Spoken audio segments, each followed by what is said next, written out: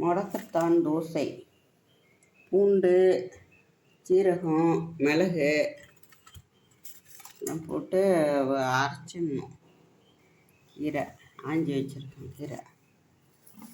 கீரை வந்து நல்லா முடக்கத்தாங்கீரை ஆஞ்சி இருக்குது. கழுவியாச்சு. நம்ம வீட்டிலே இருந்தது. கழுவி ஆஞ்சி வச்சுருக்கோம். அது அரைச்சி தோசை மாவில் கலந்து அப்படியே தோசை ஊற்றிடுறது. தான் தோசை மாவு அரைச்சி வச்சுருங்க. மாவு தான் தோசை ஊற்றுறதுக்கு.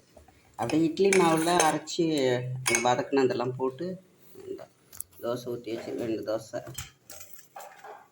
இதுக்கு சட்னி, கார சட்னி அரைச்சா நல்லாயிருக்கும். தக்காளி சட்னி.